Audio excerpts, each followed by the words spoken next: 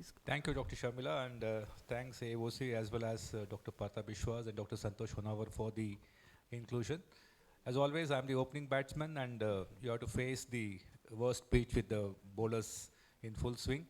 So, but having said that, refraction is important for two reasons. Number one, uh, your examiners know it too well, and any inadequacy or a lack of basic knowledge about refraction can be held against you in the exam, and they are justified for it, because the second part is in practice of ophthalmology. See, the work of the eye is to refract the light rays to focus it on the retina. So that is the work of the physiological work of the eye. So if you do not know that, you are going to be in trouble everywhere. Every subspecialty in ophthalmology has some connection to refraction. And in practice, it's very important that you prescribe glasses in the right way, and patients think that the refraction is very easy. And they think that a cataract surgery is difficult. But for us, it's the other way around. We do effortlessly cataracts, and we struggle to give a refraction, in a bad case. So patients think that usko glasses bhi dena nahi aata. That means they think that it's a very trivial thing, very frivolous thing, but it is not so. So having an understanding of refraction, you can have a very peaceful practice. You can really, rule over your optometries, your autorefractometers, and you don't have to be the slave of those people. So you better know refraction. You may not actually practice it manually in future, but having the knowledge is very important. So this is a very interactive session. The idea is that a small hall, closed room, less people, lots of time. Okay, so we'll just have some interaction. So we'll have a warm up. Okay, I know you've all been slightly dizzy. So you can all shout it out. Now I'm here. Why I took this mic, I'm not standing behind this, is because you all, as any postgraduate, would all start filling from the back. Front seats are always empty. So I'll always catch up with the people. Okay, that's why I have a handheld mic. Don't worry, I'll catch up. So if you want to give a low vision aid for near, what will you do? What will you prescribe? The easiest? Just tell, no problem. Nobody. Forget Dr. Sharmila is here. All PGs can answer. Anything wrong is fine. Yeah, basically high plus lenses. So high plus for near is good enough. But how do you prescribe them? There's a Kestenbaum method. Like if you have a poor vision, let us say you have a macular scar, the vision is 660. The person wants to read N6. What ad you will give? Okay? So that's Kestenbaum method. If the vision is 660, just get a reciprocal of that. 60 by 6. It's 10. So prescribe 10 diopters. Okay, just a starting point. It's not always 10, but it is something, an idea that it's basically on the relative magnification and a lot of physiological optics behind it. So this is a Kestenbaum method. Okay, so you got the point. Next time when you are working with an LVA for near, just remember Kestenbaum. But what's the problem prescribing a high plus? You give a high plus, let's say for near. Somebody wants to do some jeweler's job or some very fine magnifying work. They want to put plus 10 both eyes. Give a glasses, what will happen to him? Will he be comfortable? What is the problem? Field of vision. You are doing some minute work here. What field of vision? Socho, high plus. No, yaar. We want magnification. No, yaar, you are all too high-fi. This is a basic class here. Spherical, you go to the next advanced ophthalmology.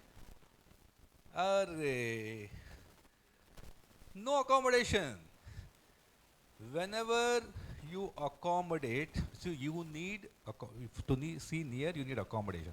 If you are wearing a high plus, where will you accommodate? There's no accommodation. You don't have to accommodate, right? As in a microscope. So when you don't accommodate, what will not happen? Accommodation comes with the baggage of convergence. Great. So no accommodation, no convergence. So that means you are looking at a near object, trying to see with both eyes with no convergence happening. That's a very, very difficult situation. Do you get the point? You can't just wear a high plus. You will have double vision. You have to put your all your fusional convergence, and because fusional convergence, okay, has a limitation. You will really put into a lot of eye strain. If you have a very high plus lens, you can't even do that. So no convergence, you will get into trouble. So that's why you need to incorporate prisms into any high plus to make up for the lack of convergence. Otherwise, your fusional convergence will put into a lot of strain. You will not be able to do any near work. So any high plus for LVA or anything or a professional use, you have to incorporate prisms. But how much prisms? It's always base in prisms, okay, you understand. Any divergent mechanism, like in convergence insufficiency, you need to put base in. That is the relieving prism. Remember, relieving prisms for... So, for example, if you're giving a +8 add, how much prism you will add? Check this out. So, just add 2 to that. 8 plus 2, 10. So, give 10 prism diopters of base in prisms in both eyes. Both eyes 10 prism diopters. Okay? So, warm up ho gaya. Abhi now we will go to the retinoscopy. So, this is the actual thing. This is what makes you pass or fail. They give you all remember Christ, okay, being hung up. You remember that cross, what Christ suffered? The same cross you will see in the exam. You will all feel like Jesus Christ at the crucifixion. Okay? So you see this, and I will say, boss, come on, give me the acceptance. So what is the acceptance of this? Can you tell? You are in the exam, facing me as an examiner. What is the acceptance, madam? Anything is okay. Wrong answer is welcome. Otherwise, I'll have no value. Any wrong answer is a teaching opportunity. Tell me, what is this?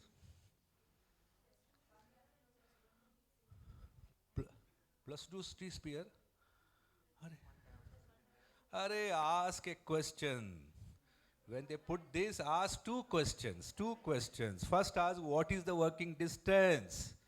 Next ask, what is the cycloplegia used?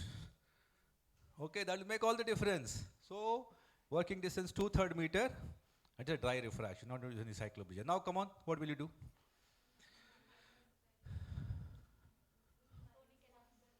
Minus 1.5 from which one? Both you will.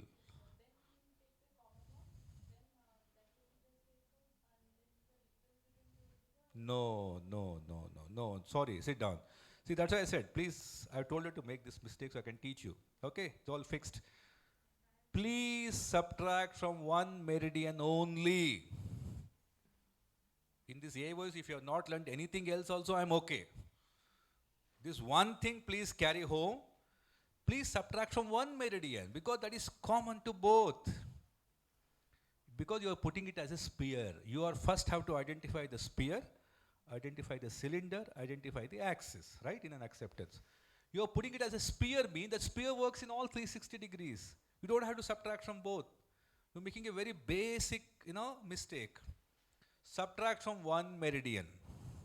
Let us subtract from +2. +2 minus 1.5 plus 0.5 diopters will be your sphere. Write it down, plus 0.5 diopters. Okay. Then try to find out the difference between that meridian to the other meridian. What is the difference? That comes as a cylinder. From +2 to +3, remember the number line in ophthalmology. Sorry, no, in mathematics, sorry, not ophthalmology. Long back you read some subject called mathematics was there, in which there was a 0 in the center, +1, +2, +3, +4, -1, -2, -3, -4. To go from +2 to +3, on the positive side, you have to go one diopter. Correct? So from +2, you have to come to +3, +1, you have to move towards positive side. That becomes the cylinder. So +1 cylinder, and this cylinder is acting horizontally. So you need to put the axis perpendicular to it as a convention. So axis is 90 degrees. So your answer is plus 0.5 SP adapter, and please write like this. Okay. Don't add this 0. Okay. Don't say, and remember to put plus, write capital D, SPH, slash, this in the exam. Okay.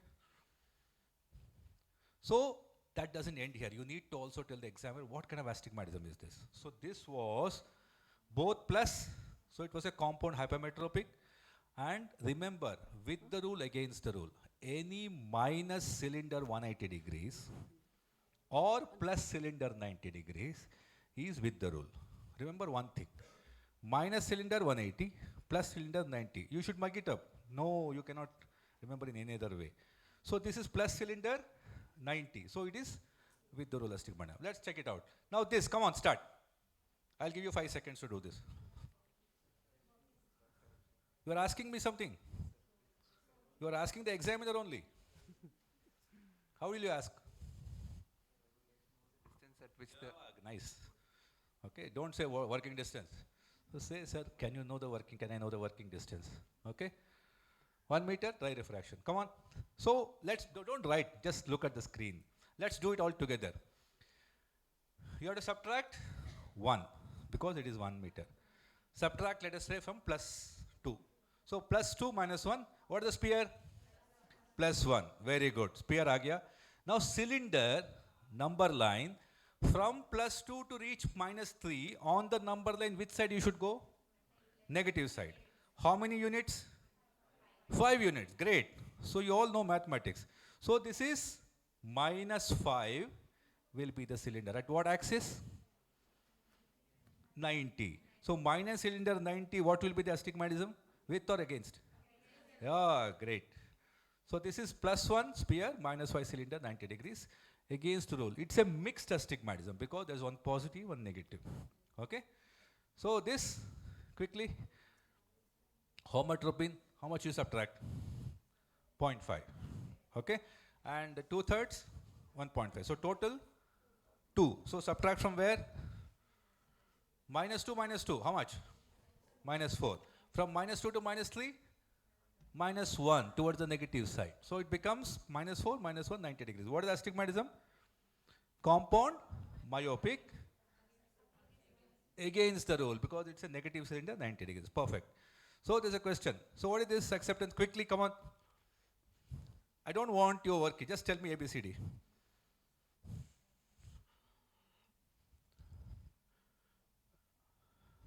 Rolika, tell me when I have 25 minutes more.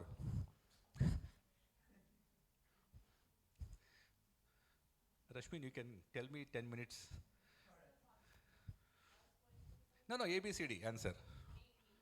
A, no. See, just think. Your cycloatropine is 1. This is 2/3. So you have to subtract 2.5.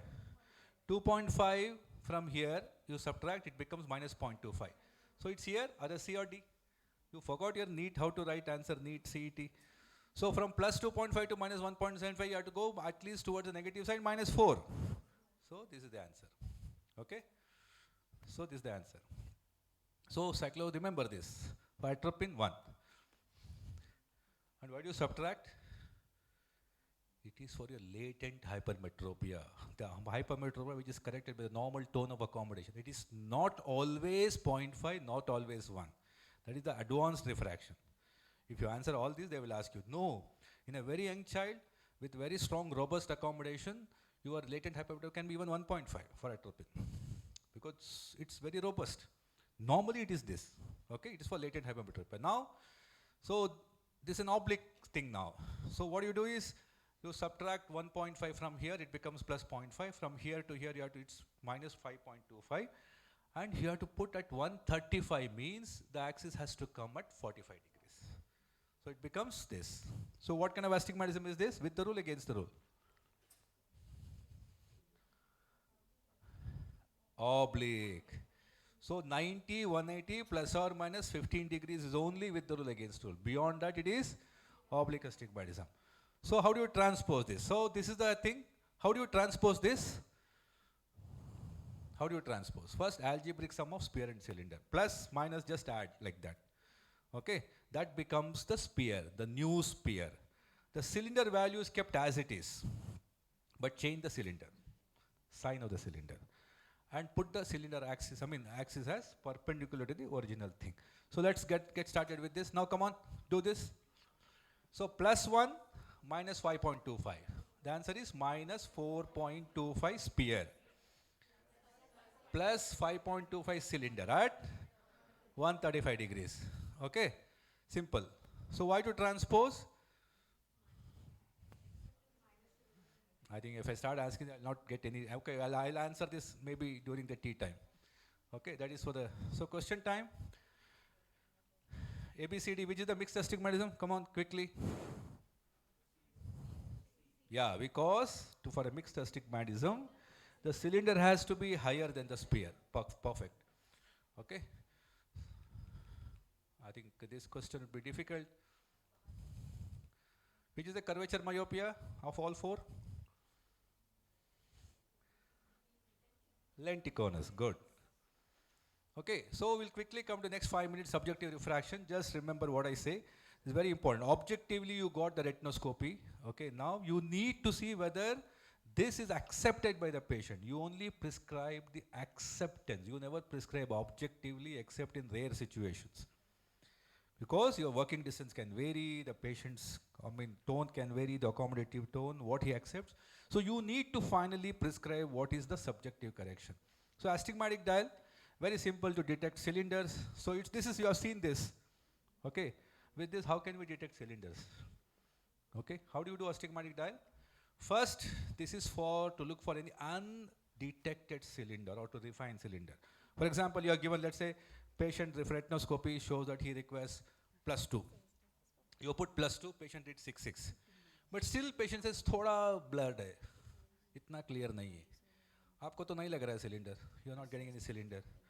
So you want to say, is there a cylinder which is lurking inside? So let's do it. So that is to undetected cylinder.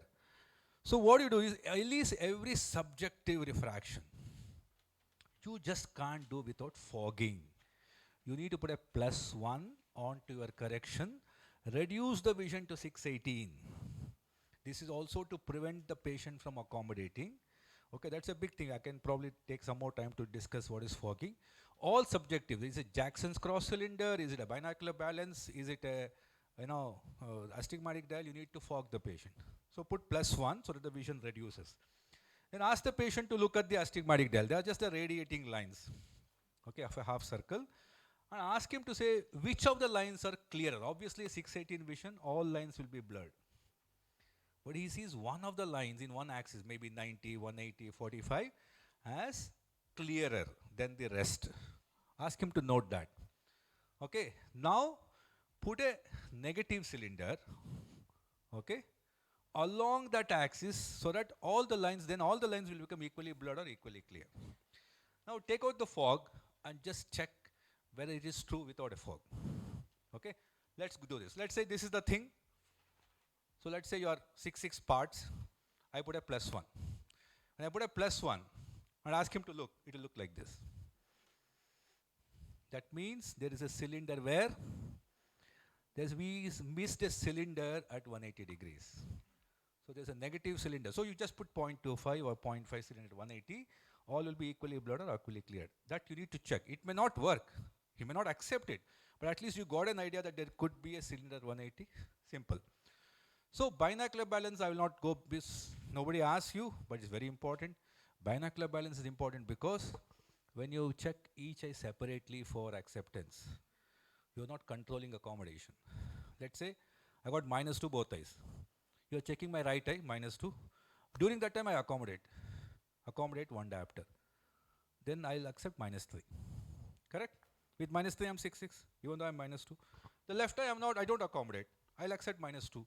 You will prescribe -3 right eye, -2 left eye, which if I accommodate, I will see clearly with right eye. If I don't accommodate clearly with left eye, never with both eyes. You never balanced it. So this is where binocular balance is one situation where you do the acceptance of both eyes simultaneously. Can it happen? Yes. You dissociate the eyes with a vertical prism. What you do is, both eyes, you have reached the final 6 parts. Then what you do is, you would +1 both eyes. Both are blurred. 618, 618. Because any small change or refinement in the vision can be only made out if the vision is blurred. The vision is 6 parts. It's very difficult to discern that small improvement subjectively. So then what you do is, you put a vertical prism. There will be 2 Snellen's charts. Right is up, left is down. So patient can see both the charts simultaneously and compare. If he is accommodating asymmetrically, one will be blurred, other will be clearer. You got the point? Simple. Just after, especially with myopes, it happens. It's very easy. Put +1 on both eyes, put a vertical prism, say both are equally blurred or clear. You'll see two. You can all check it on yourself. All the subjective corrections, you can do it on yourself, whether you have refractive error or not. If both are equally clear, then that means there is no unequal or asymmetrical accommodation. Got it? Yeah, that's all. So duochrome test. Okay, we'll finish with this. Duochrome test is just for a small difference in the sphere. For example, the patient is having some, you don't know whether you are over plus dim or over minus dim. So it's for only a small change, and you can't use in poor vision patients. Okay, it has to be at least 6/9, and it can be used both binocularly and monocularly. It can be used in colorblind also, because not the color that you are detecting, it is the detecting the hue. Okay, whether it is red or some other shade of red, it's okay. And RAM gap. So finally, this is what it is. If you see if you see red brighter, add minus. That means he is actually over plus. Okay. If you see green better, add plus. So remember this. This should be enough. Synopic slit. Okay. So finally, cross cylinder. Rolika, I have time is over.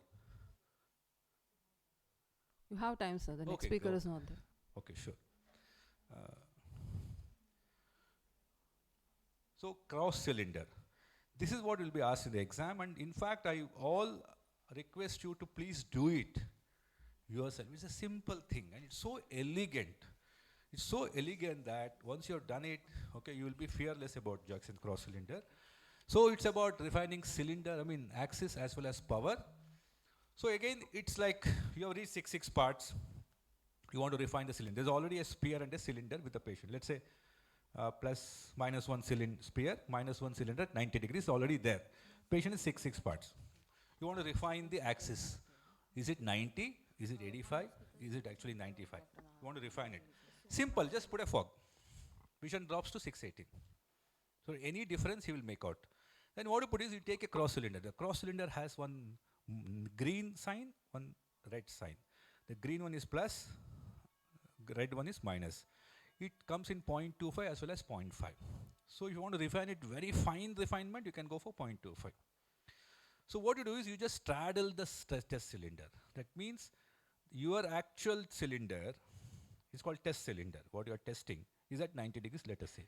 You put a cross cylinder, straddle it so that one of the axis of the cross cylinder is at 135, one at 45. Okay, let's say the negative cylinder is here, first situation, and positive is here. Ask him to look at the vision chart. Then flip it by 180 degrees. When you turn it around, this was negative, this becomes positive, and this becomes negative. Between the two situations, ask him which was clearer. He says the first one was clearer, where the negative was on this side was clearer. And look at the sign of the test cylinder. Is it negative? Yes. Then you have to turn that cylinder towards the negative cross cylinder side by around 3 to 4 or 5 degrees only. So just put it, see clear, flip it, see clear, just turn it. So it takes 30 seconds. So simple. Okay, you got the point. If the test cylinder, what he's wearing is plus. If he was seeing clearly in the first situation, the plus was on this side, so you should have turned it this way. And it's only a small, not that 90 will become 75. It's a small cylinder. And then you turn it by 95, let us say. Now you straddle that now. This way, this way. Both ways he says it's clearer. If the test cylinder is exactly sitting at the right axis, when you straddle it and flip it, he will not find any difference. Okay, so cross cylinder, once you start doing it, within seconds you can refine it. So straddle the test cylinder, flip the cross cylinder, note the position of the clearer vision, move the test cylinder along the cross cylinder of the same sign. इसको कहना मुश्किल है. The problem is the language is a problem. How to tell you to the examiner? So many a times, so you need to probably mug this up and tell, but if you ask you to explain, you can explain. So you have to really understand how to articulate this to the examiner. So I'll give you finally the tips for subjective refraction. See, this is the gospel. Remember this for a lifetime. What is the end point of refraction? The highest plus or the lowest minus. which gives you maximum visual acuity. Because if you don't give highest plus, you are encouraging in both the situation, you are allowing the accommodation to relax, which is a normal thing. If you mess up with this, the patient has to compensate by either relaxing or by accommodating. Got it? So that is, and that should give the best visual acuity. So verify cross cylinder by either cross cylinder or astigmatic dial. Verify spear by Duochrome Test, and balance both eyes of accommodation with the binocular balance. So this is the final thing that you should know. Okay. So never change a well-adjusted glasses needlessly. Okay. Because we are so used to that spatial orientation of old glasses, you may not get used to the new. And never prescribe a large cylinder for the first timer. There is something called Meridional Amblopia. Let us say you pick up a patient with a -4 cylinder. Okay? Astigmatism, AR comes as -4, your retinoscopy comes as -4, you give -4. He will never get used to that. It's too much. Because you have just checked, you keep on reducing. With -2 also he's 612, -4 also he's 612. So give the least cylinder that is compatible with BCV, best corrected visual acuity, for the first timer. But this may not hold good for pseudophakics. They tolerate better cylinders, higher cylinders. And for children, they also tolerate, not others. Okay? And never prescribe a high. Now we are all stopped reading. Yeah.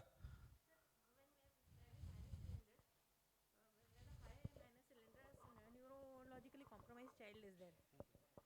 So then also he's not able to say about the vision. Okay.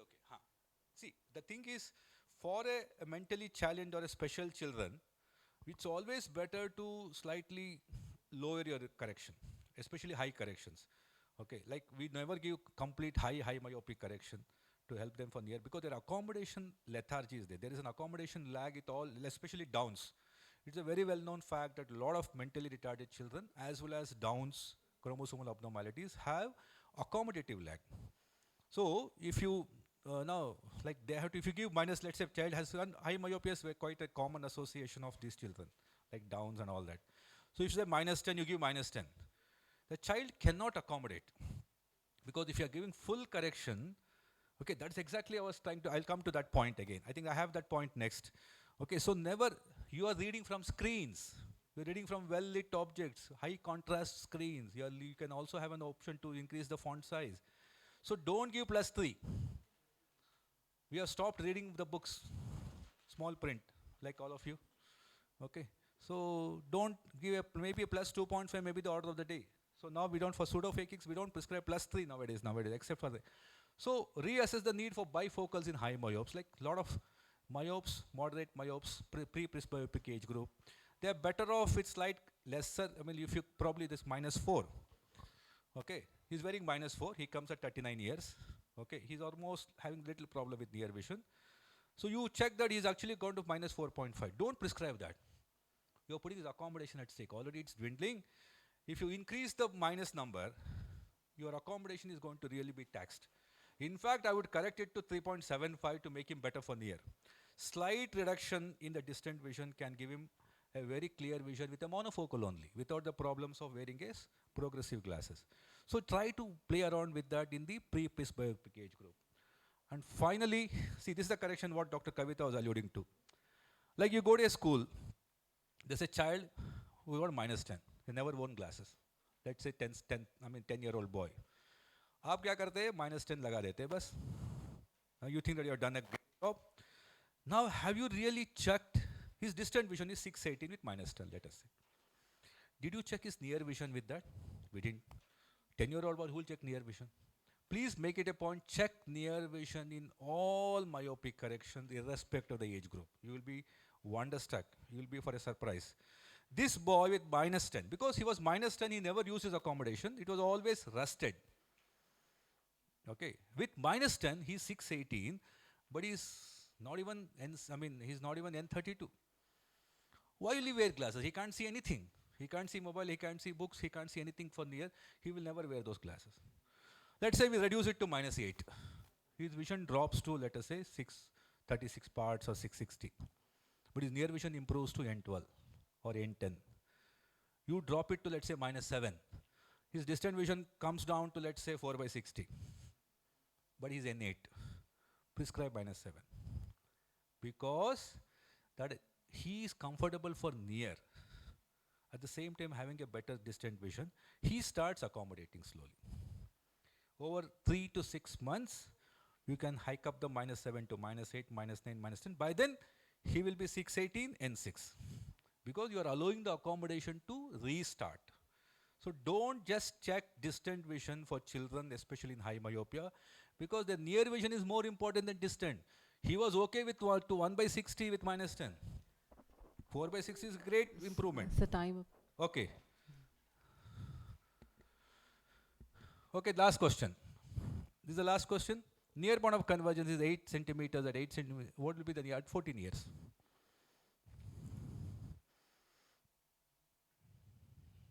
Why are you observing silence? Because I'm stopping my lecture.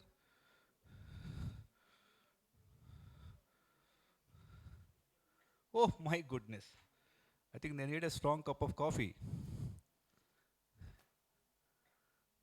See, you youngsters like this nota, no? In the election. Put nota, no? You'll be right.